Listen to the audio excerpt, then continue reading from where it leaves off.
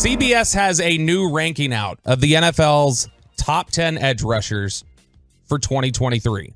Okay. And I think generally the common thought is with Micah Parsons that he is the number one or number two edge rusher in the NFL right now. I think a lot of people have that. Him or Bosa, right? Typically, TJ. yeah.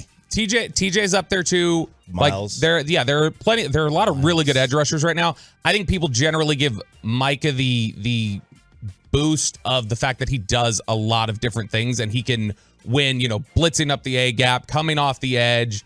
When you hear offensive tackles talk about him, they talk about the speed and the power that he plays with at his size is just incredibly difficult. So a lot of NFL players will talk about Micah as if he's the number one or number two edge rusher. So they've got the top 10 list here of the best NFL edge rushers. And we're going to quickly run down until we get to Micah Parsons, and then we're going to stop.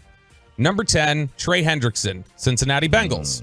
Number 9, Zadarius Smith, now with the Cleveland Browns. Number 8, Brian Burns with the Carolina Panthers. Number 7, Matt Judon with the New England Patriots. Number 6, Max Crosby with the Las Vegas Raiders. I think that's low. Number 5, Hassan Reddick with the Philadelphia Eagles. I don't know that you can comfortably say Reddick's a better edge rusher than Crosby right now. Right. I'm not saying that Crosby needs to be up past 5, but I think he's ahead of Reddick. And then number 4 is Micah Parsons. So CBS doesn't even have Micah Parsons in the top 3 edge rushers, which we just mentioned them. Myles Garrett, TJ Watt, Nick Bosa. Those are obviously the remaining ones. They've got tied at 2, TJ Watt and Myles Garrett, and then the clear number 1 to them is Nick Bosa. But my question is it close enough? Are they all in the same grouping roughly, those 4? Yes.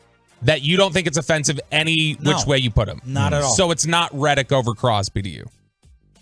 But like in terms of how we just said Reddick shouldn't be above, a guy shouldn't be above Crosby. This is one where it's any way you want to stack them. If you want to put Myles 1 or 4, yes. Fine. Micah 1 or 4, fine. The same as our pretty much, yeah. fight with you last week, my fight with you over CeeDee Lamb's placement amongst DK Metcalf, Deebo Samuel.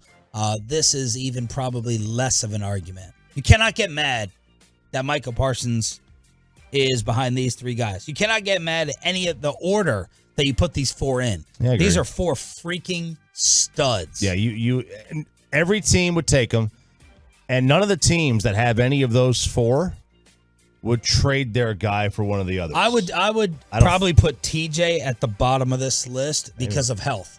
I don't trust TJ Watt's health anymore. That's just me. Now, Michael will get banged up here. Bosa's had health issues. Yep. Miles, I'll have to go check the games played. Miles may be one that you take just based upon durability. Yeah, as long as he's not, trying Driving? to crush Mason Rudolph's skull on the football field. Driving. Yeah, driving or just, swinging helmets at guys. If they're all healthy, I'm probably taking TJ 1. But I put him 4 because of the health. Now, here's the thing that I believe gets Micah Parsons a little bit.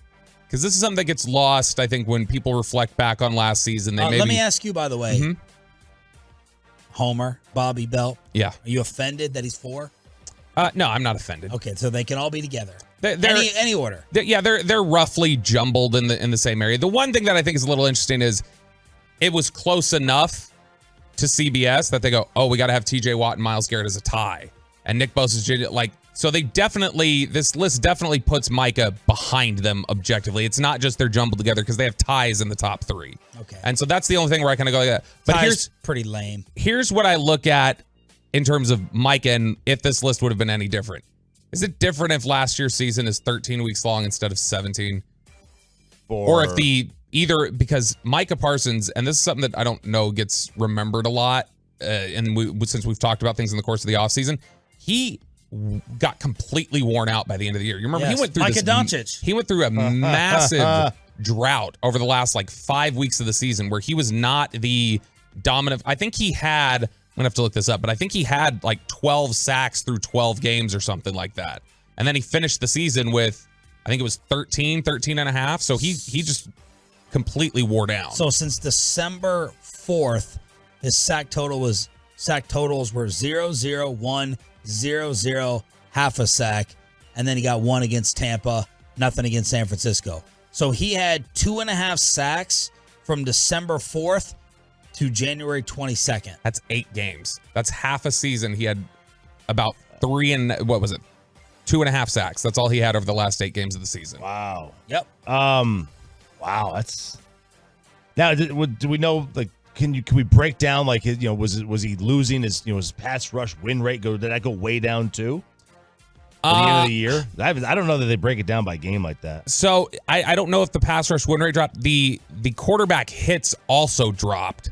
So I mean, he may have. It's not just the fact of like, oh, he wasn't finishing some of this stuff off. He just was not getting to the quarterback with the same sort of consistency he had before. But he was a little hurt. He was a little banged up. Yeah. He was extremely exhausted, I think, by the end of the year. They were talking a lot about getting him off of the line of scrimmage to protect him. Yeah, and the most. That's why I beefed up too, I believe. The most disheartening thing is, if you're playing the last 8 games, if you're playing Mahomes, Allen, Brady, all that, the great quarterbacks who generally, there's that, the theory sacks are a QB stat who don't hang on to the ball. I could get by, but you're facing, Washington with Sam Howell and Tennessee, who had nobody as a quarterback.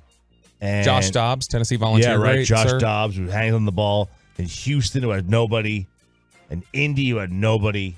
Like, it's not like they were facing, elite quarterbacks who just get rid of the ball. He wasn't doing that. Yeah, and it's interesting because if you look at, you remember he obviously had a bunch of production in his rookie year too, but it was kind of reversed. The early part of the season, he was not getting to the quarterback nearly as frequently as he did in the latter part of the season. So he had 10.5 sacks in 10 games to finish the season last year. And then he started the next year with 12 sacks in 11 games. So we're talking about he had, 22.5 over 21 games or whatever it was. It's just been the start of the first season was a little bit slower in terms of the production. The back end lagged a little bit. I wonder if that just affects him in some of these ratings sometimes, or when people talk about the best pass rushers, is that people look at the way he finished the year last year and have gone, okay, is he going to be one of these guys that runs out of gas at the end of the year? Does he go a little too aggressively?